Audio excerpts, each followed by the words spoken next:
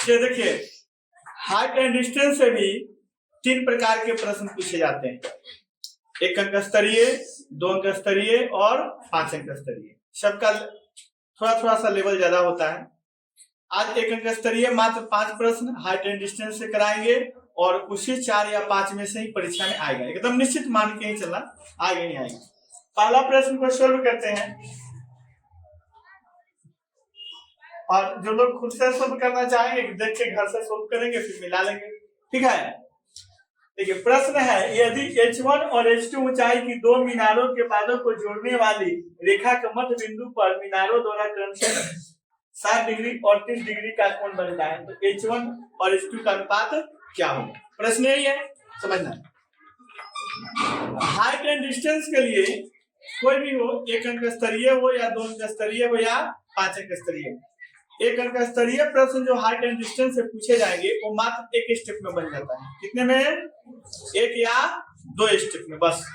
2 अंक स्तरीय होगा 2-4 स्टेप ज्यादा, 2 स्टेप और जाएगा 4 स्टेप में, और 5 अंक स्तरीय होगा वो थोड़ा सा लंबा हो जाता है। लेकिन किसी को भी बनाना हो तो उसके लिए आवश्यक है कि सबसे पहले समकोण त्रिभुज बनाया जाता है। क्या बनाया जाता है? तो वो जो सा कहेगा उसके आधार पर जैसे ही बनाओगे ना समकोण त्रिभुज बन जाएगा। 1 या 2 प्रश्न के अनुसार 2 मीनार है H1 और H2, तो इसे हम मान लेते हैं कि एक ये मीनार है जिसकी ऊंचाई क्या है? H1, और इससे कुछ दूरी पर एक मीनार और है जिसकी ऊंचाई क्या है? H2। इनका नाम दे देते हैं अगर A, B, C, D। अब इनके जड़ों को जो मिलाने वाली रेखा है इसके मध्य बिंदु, कहाँ? मध्य बिंदु पर देखा गया कि जो कोण बन रहा है वो कितने का है? 60 और 30। तो पहले H1 है और पहले यहाँ कितना है? 7, तो यानी कि इसके द्वारा कितना लिख देंगे? 7। बाद में H2 है और बाद में कितने का कोण है? 30 का, तो यहाँ क्या लिख देंगे? 30। वो पूछ रहा है इन दोनों का रेशियो क्या होगा, इन दोनों का अनुपात क्या होगा। तो यहाँ कुछ नाम दे देते हैं, क्या देते हैं? E। तो पहले त्रिभुज ABE में tan 60 डिग्री यानी tan थीटा बराबर होता है लंब बटे आधार। लंब कौन होगा? H1, आधार कौन होगा? DE। नीचे वाला tan 60 का वैल्यू क्या होता है? तो 3 बटा में 1 मान लो, H1 बराबर BE, क्रॉस मल्टीप्लाई होगा तो 3 गुने BE बराबर होगा H1। इसलिए लिख सकते हैं BE बराबर H1 बटे √3। समीकरण नंबर 1। आगे देखिए, त्रिभुज CDE में tan 30 डिग्री बराबर लंब बटे आधार, तो इसका लंब कितना है? H2 और आधार कितना है? BE। √3 बटे 1 बराबर H2 बटे DE। वैल्यू गलत भरे हैं, 1/√3 होता है, इसलिए DE बराबर कितना हो जाएगा? √3 गुने H1। समीकरण नंबर 2। इसको डिटेल से समझो, 1 अंक स्तरीय में फटाफट बना लेना, या फिर इसी प्रश्न को 2 अंक स्तरीय में भी रख सकता है। तो इसके लिए समझिए EBD का मध्य बिंदु है। क्या है? मध्य बिंदु है। इसका मतलब है कि BE किसके बराबर होगा? DE के। BE बराबर क्या होगा? DE। इसलिए समीकरण 1 और 2 से समझिए। अब हम देख रहे हैं कि BE बराबर कितना है? H1 बटे √3 बराबर DE बराबर कितना है? √3। H2 है, क्रॉस मल्टीप्लाई होगा, H1 बराबर हो जाएगा √3 गुने H2। इसलिए H1 बटे H2 बराबर 3 बटे 1 लिख सकते हैं। जब तिरछा तिरछी गुना करोगे वही आएगा, या कर सकते हैं 3:1। इसी तरह कोई ऑप्शन दिया जाएगा जिससे हो जाएगा। ठीक है, ये वाला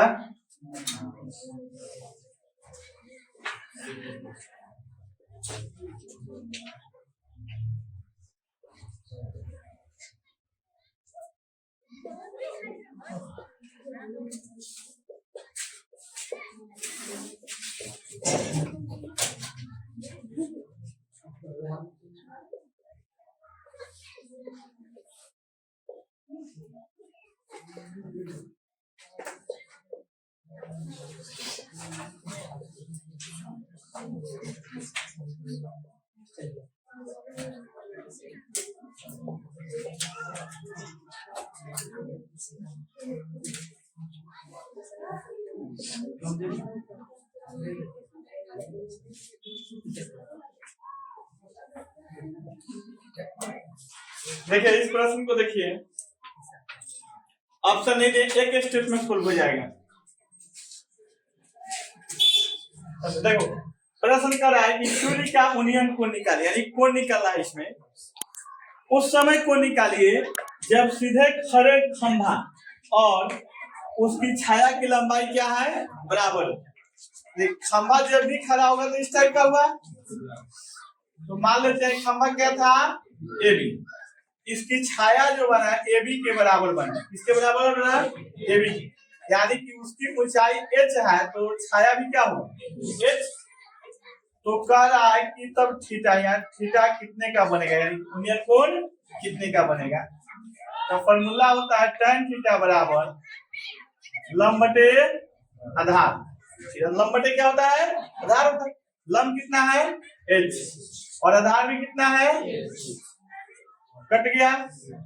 tan थीटा बराबर कितना आया, 1, यानी कि tan थीटा बराबर आया tan 45 डिग्री का होता है। tan से tan कैंसिल हो गया, थीटा बराबर कितना होगा।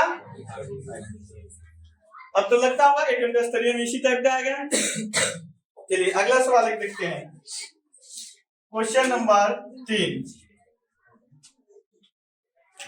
तो तुम समझने के बजाय छापना चाह रही हो कि ताकि हमें देखना नहीं पड़ेगा, तो फिर फायदा क्या है छापने से। तो दिया हुआ कहीं ना कहीं किताब में ढूंढोगे तो, या फिर गेस्ट पेपर, या फिर क्वेश्चन बैंक, कहीं कहीं तो मिल ही जाएगा। तो छापो नहीं, समझो परीक्षा में छापने के भरोसे तो अब कम ही रहो। जो सिस्टम चल गया है हो गया या बना। अगला प्रश्न है, एक मीनार से 100 मीटर दूर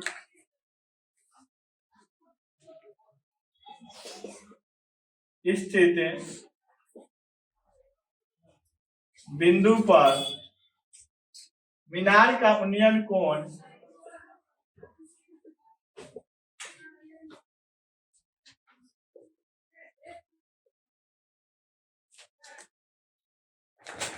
60 डिग्री है। तो मीनार की ऊंचाई ज्ञात करें।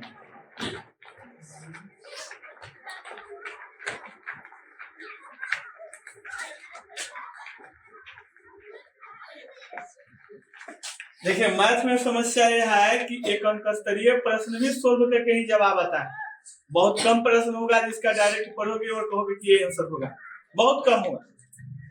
इसलिए प्रैक्टिस करें, रिवाइज डेली करें हर तरह के प्रश्न का। देखिए इस प्रश्न में क्या कर रहा है, सोल्व करते हैं। एक मीनार है कोई, तो मीनार हमेशा खड़ा होता है, मीनार हो गया 100 मीटर दूर गया, तो यहाँ से दूरी ऐसे नापोगे। अब मान लो एक घर है तो एक घर की ऊंचाई होगी, दूरी ऐसे नीचे से जाएगा, तो यहाँ से वो कितनी दूर गया, 100 मीटर गया।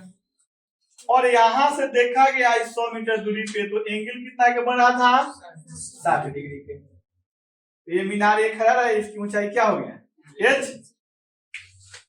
तो फॉर्मूला क्या होता है, tan थीटा, तो थीटा के बदले कितना है 60, लंब बटे आधार, तो लंब की जगह कितना है h, आधार की कितना जगह है 100, यानी √3 बराबर h बटे 100। इसलिए h बराबर हो जाएगा 100√, या 300। ठीक है, समझ में आया सबको।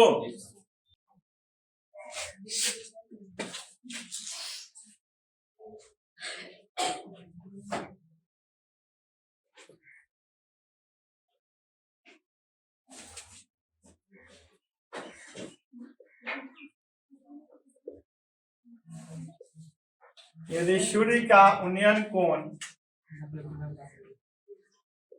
60 डिग्री है तब 30 मीटर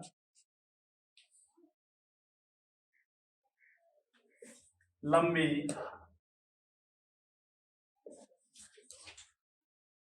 छाया को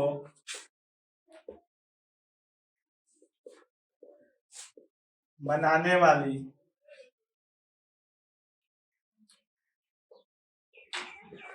उदग्र मीनार की ऊंचाई, ये भी एक अंक स्तरीय में आएगा, ये सब एक स्टेप में सोल्व हो जाएगा। चलिए देखते हैं, प्रश्न कर रहा है कि सूर्य का उन्नयन कोण 60 डिग्री बना हुआ है। बताना यह है कि अगर किसी मीनार या किसी भी वस्तु की छाया 30 मीटर है तो बताना यह है कि जब 60 डिग्री का कोण बनेगा उस समय, या फिर मीनार की ऊंचाई क्या थी। कुल मिला के जब सूर्य द्वारा उन्नयन कोण 60 डिग्री था तो छाया कितना था 30, तो बताएं कि वो वस्तु कितनी ऊंची थी। या क्या पूछा गया है, मीनार। तो मान लो कि ये मीनार है, अब इसकी ऊंचाई क्या है पता नहीं है, एच ले लिए, लेकिन इसका धरती पे छाया कितना के बना हुआ है 30 मीटर का, और इसके द्वारा जो उन्नयन कोण है वो कितना का 60। सवाल को कोई दमे न दिख रहा है क्या, 60 बराबर लंब बटे आधार h बटे 30, यानी √3 बराबर h बटे 30, क्रॉस मल्टीप्लाई होगा, h बराबर 30 √3। तो भारी है, बहुत ही आसान सा है। चलिए इसके बाद नेक्स्ट वीडियो में या नेक्स्ट क्लास जो है सर्व समीका पढ़ाते हैं। सर्व समीका मतलब समझते हैं, सिद्ध करने वाला। ठीक।